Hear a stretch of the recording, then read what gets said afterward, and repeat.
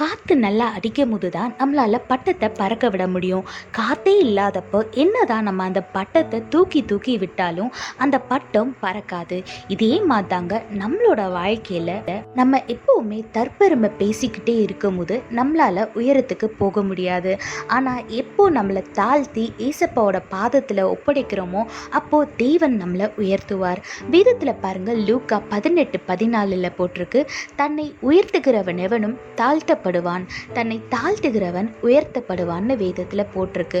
ஆமாங்க, இன்னைக்கு நீங்க எல்லாமே என்னால தான் அப்படின்ற ஒரு எண்ணத்துல இருந்தீங்க அப்படின்னா உங்களுக்கு கிடைச்சது எல்லாமே தேவனோட கிருபையினாலன்றதை உணர்ந்து எல்லாத்தையும் தேவனோட பாதத்துல ஒப்பு கொடுத்துட்டு நீங்கள் உங்களை இன்னைக்கு அவரோட பாதத்தில் தாழ்த்துனீங்கன்னா தேவன் உங்களை உயர்த்தி வைப்பார்.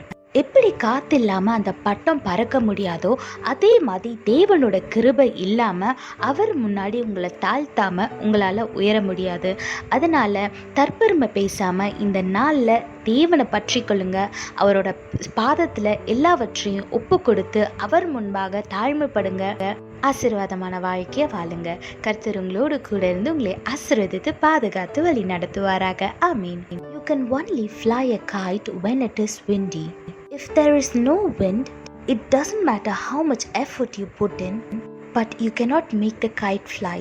Likewise in our life, when you put yourself above others and look them down, when you exalt yourself, our Lord will put you down.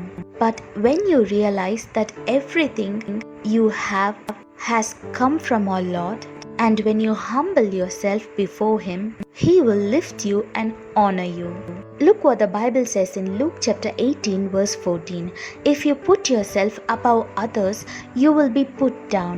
But if you humble yourself, you will be honored. Yes, you might be very talented, you might be smart, you might work hard, but without the grace of God, you cannot be exalted. So if you want to be honored by our Lord, humble yourself before Him so that He will exalt you and honor you. Hold on to our Lord, surrender yourself to Him, humble yourself before Him, and He will honor you. May God bless you, protect you, and guide you by the given verse. God bless you all. Have a blessed day.